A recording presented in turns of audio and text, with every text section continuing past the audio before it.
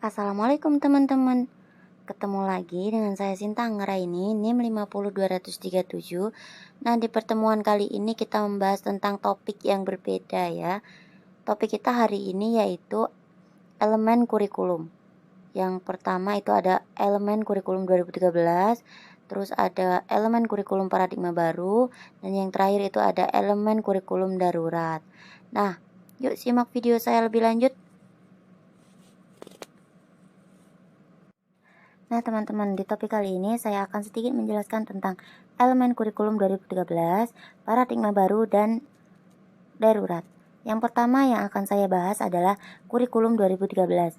Perubahan kurikulum 2006 ke kurikulum 2013 menyangkut 4 elemen perubahan kurikulum, yaitu yang pertama ada standar kompetensi lulusan SKL, yaitu adanya peningkatan dan keseimbangan soft skill dan hard skill dengan mengasah 3 aspek, yaitu sikap, pengetahuan, dan keterampilan.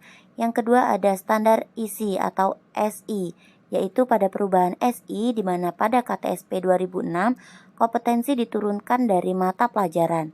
Pada kurikulum 2013 mata pelajaran diturunkan dari kompetensi. Sedangkan pendekatannya sama-sama dilakukan melalui pendekatan mata pelajaran. Ketiga standar proses yaitu yang semula terfokus pada eksplorasi, elaborasi, dan konfirmasi, pada kurikulum 2013 ini dilengkapi dengan pendekatan saintifik, yaitu mengamati, menanyakan, mengeksplorasi, mengasosiasi, dan mengomunikasikan. Proses belajar tidak hanya terjadi di ruang kelas saja, tetapi juga di lingkungan sekolah, di alam, dan di masyarakat. Posisi guru bukan satu-satunya sumber pelajaran, dan pembelajaran dimensi sikap tidak diajarkan secara verbal, tetapi melalui contoh dan tauladan yang guru itu contohkan atau guru itu lakukan. Keempat, standar penilaian.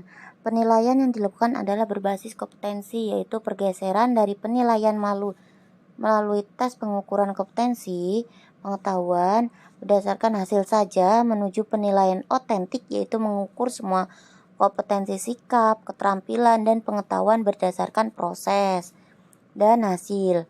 Memperkuat model penilaian PAP atau penilaian acuan patokan, yaitu pencapaian hasil belajar didasarkan pada posisi skor yang diperoleh terhadap skor ideal atau maksimal, dan mendorong pemanfaatan portofolio yang dibuat siswa sebagai instrumen utama penilaian.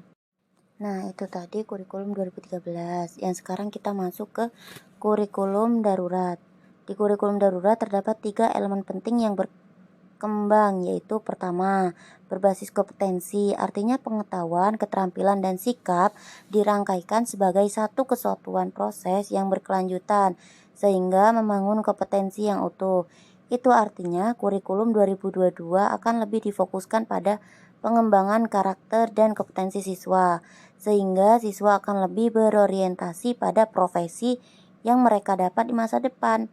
Berarti di sini di elemen pertama ini, pengetahuan dan keterampilan itu merupakan satu kesatuan yang tidak dapat dilepaskan untuk membentuk karakter anak yang mumpuni, serta guru dapat mengetahui karakter anak sehingga dapat mencetak generasi muda yang cerdas serta mempunyai skill yang kuat. Kedua, pembelajaran yang fleksibel, artinya penyusunan capaian pembelajaran dalam fase-fase 2-3 tahun per fase, sehingga peserta didik memiliki kesempatan untuk belajar sesuai dengan tingkat pencapaiannya, kebutuhan, kecepatan, dan gaya belajarnya. Gaya belajar anak yaitu visual, auditori, dan kinestetik, sehingga di sini anak dapat berkembang menurut bakatnya masing-masing. Ketiga, menguatkan karakter Pancasila dengan mensinergikan antara kegiatan pembelajaran rutin sehari-hari di kelas dengan kegiatan non-rutin atau proyek interdisipliner yang berorientasi pada pembentukan dan penguatan karakter berdasarkan kerangka profil pelajaran Pancasila. Nah, yang terakhir itu ada elemen kurikulum darurat. Nah, di kurikulum darurat ini ada 2 elemen. Jadi, yang pertama, penyederhanaan secara masif kompetensi dasar dan standar. Yang kedua itu ada modul pembelajaran spesifik yang bisa dilakukan di dalam rumah untuk jenjang SD dan PAUD. Nah, gimana nih teman-teman? Udah jelas belum nih dengan sedikit penjelasan yang saya jelaskan tadi? Nah, kalau sudah jelas, kita ketemu lagi di minggu depan dengan topik yang berbeda. Nah, saya akhiri. Wassalamualaikum warahmatullahi wabarakatuh. See you next time, teman-teman.